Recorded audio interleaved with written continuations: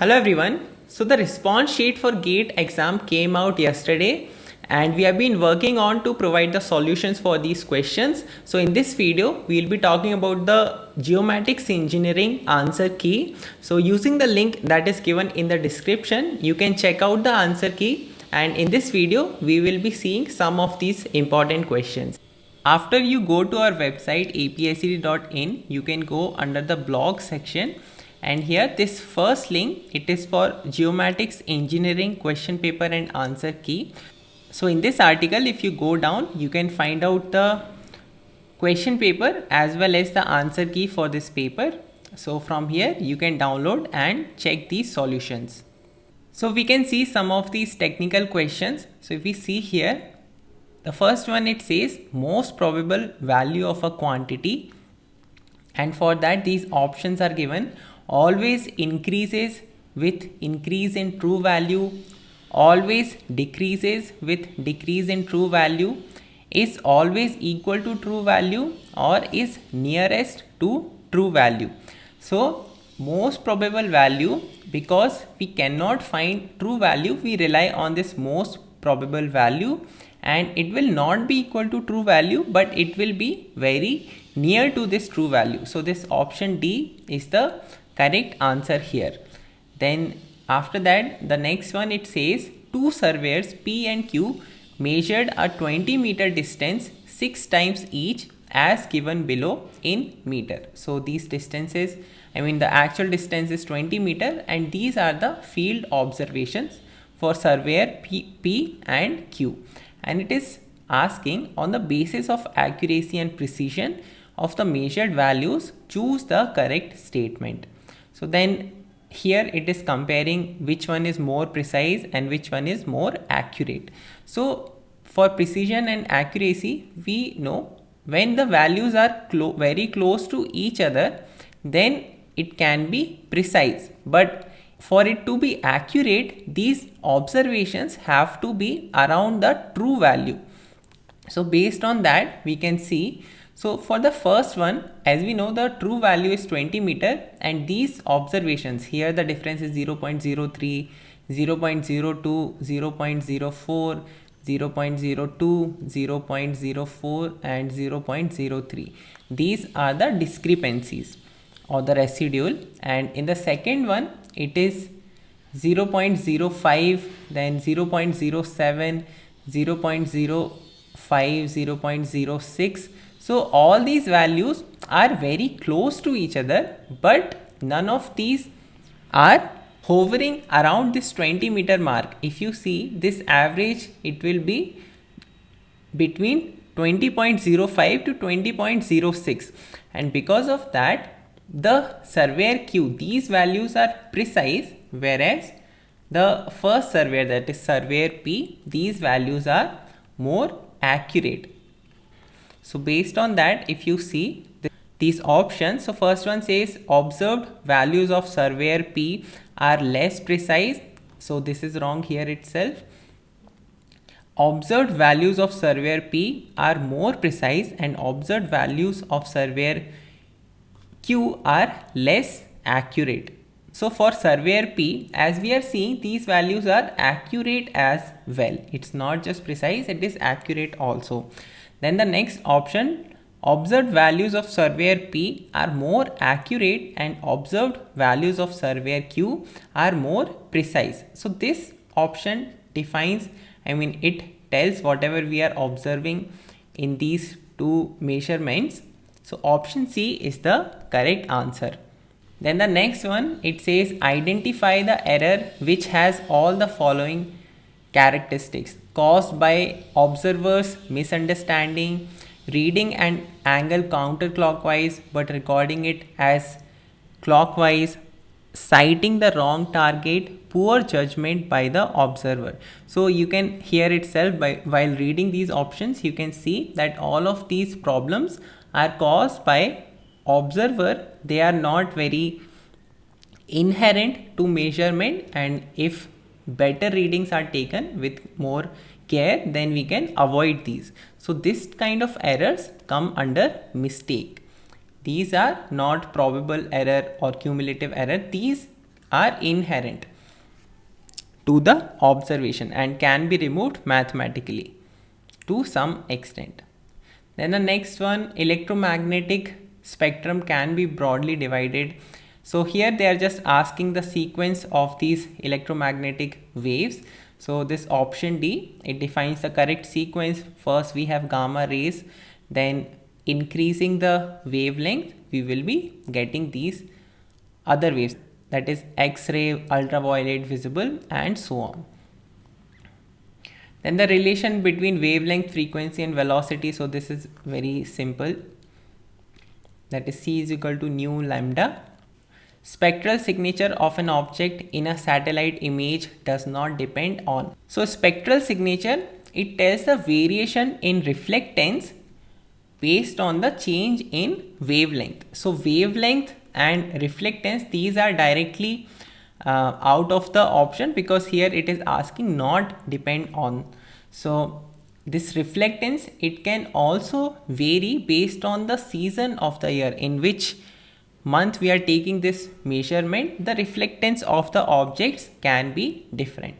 Whereas this option C, which is swath width of the satellite, that is just a satellite parameter, so it will not affect these measurements. So this option here is the correct answer because spectral signature will not depend on the swath width. Then like this other questions are there. So we can see some of the numerical questions here. These questions related to error, if we see, these are also very standard question. Overall the whole paper was very easy. So here we can see that they have given an angle 2 alpha and it has a weight of 4, and based on that they are asking the weight of alpha by 3.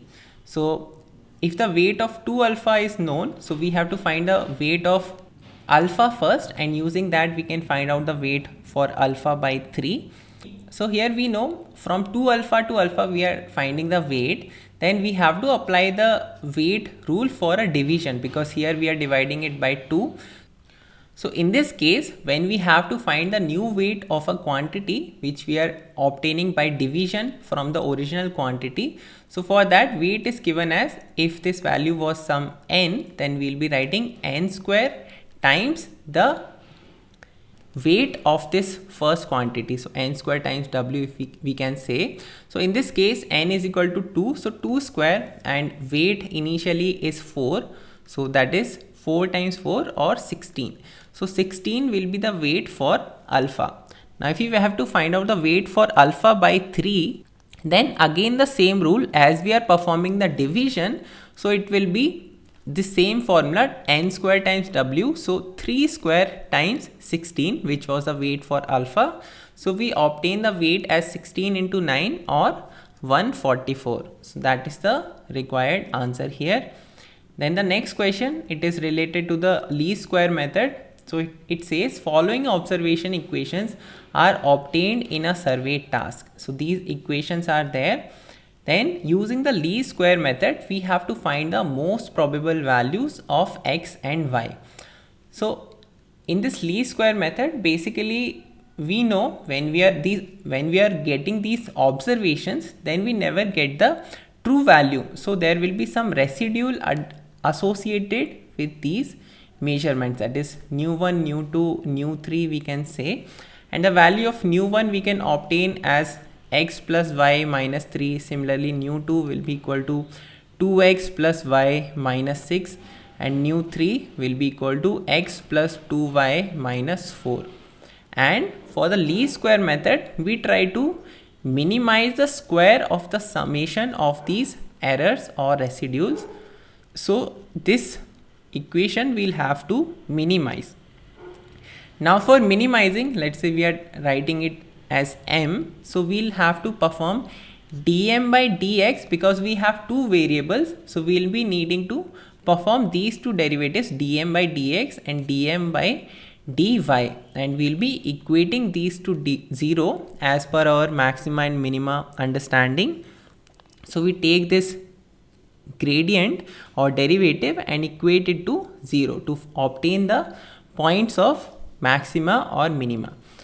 So here this equation, it will become x plus y minus 3 square plus 2x plus y minus 6 square plus x plus 2y minus 4 square. This will be the equation nu1 square plus nu2 square plus nu3 square.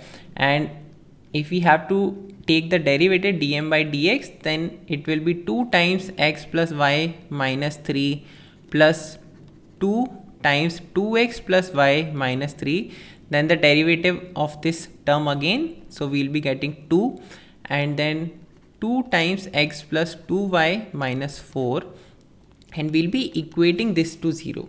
Similarly, we'll perform dm by dy. So again, if you do, so it will be 2 times x plus y minus 3 plus 2 times 2x plus y minus 6 plus 2 times x plus 2y minus 4 times this 2, which is with this y, and again we'll be putting it to 0. So by solving this dm by dx is equal to 0 and dm by dy equal to 0, we'll be obtaining two equations in x and y variables, and solving these two equations you will get the final answer, that is this option B, 2.64 and 0.64. So we just have to simplify this equation and this dm by dx equation, and we can obtain, once we solve it for x and y, we can obtain the answer. Then the next question, it says the internal angles of a triangle are observed in degree, minute, second using a total station. The angles along with their probable errors are given below. So these are angles, internal angles of a triangle, and then it is asking the corrected values of angles P, Q and R. So these values we have to obtain. So first of all, we know for a triangle, this angle P plus Q plus R, it will be equal to 180 degree theoretically. Then if you take the sum of these angles, and I mean for a moment, if you just neglect these probable errors, we'll be taking care of that next. So the summation, if you obtain, it comes as 180 degree 0 minute 8 seconds. Now if we take the difference of these two, so we know we have an error of 8 minute. So we have this additional error, I mean it is, the summation is coming in excess. So we will need to deduct this 8 minute overall in these three angles.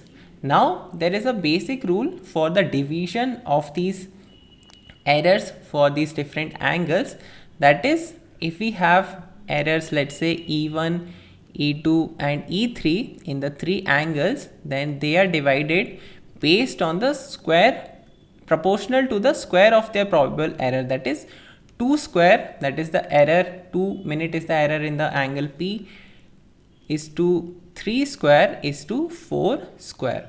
And another condition that we know here, that this total error, that is E1 plus E2 plus E3, it has to be distributed in three angles, and the summation is 8 minute. This negative sign we can take care of later. First we can just solve for 8 minute, because we will overall need to deduct these values. So we know these two relations, proportionality and summation. Then we can solve this equation. So from here we can write E1 upon E2 will be equal to 2 square upon 3 square. So we can say E2 is equal to 9 by 4 E1. Similarly E3 we can find as E1 upon E3 is equal to 2 square upon 4 square. So from here E3 is equal to 4 E1. So we have the value of E2 in terms of E1 and E3 in terms of E1. Then if we use this equation, so we have E1 plus 9 by 4 E1 plus 4 E1 is equal to 8 minute. So from here if you solve, so we can get E1 as 1.1 minute, and then solving for E2 we will be getting it as 2.5 minute, and E3 comes out as 4.4 minute. Now once we know the value of E1, E2 and E3 and summation, you can see it will be 8 minute here. Then we can just put these adjustments in these angles. So we will be deducting these values. So from angle P, we will be deducting E1, from angle Q, we will be deducting E2, and from angle R, we will be deducting E3. So if you do that, we get the final answer as this option C. Similarly, you can check out the other answer solutions and find out your marks. And in any question, if you find any discrepancy or if you have any doubt, you can reach out to us and we will try to help you with that.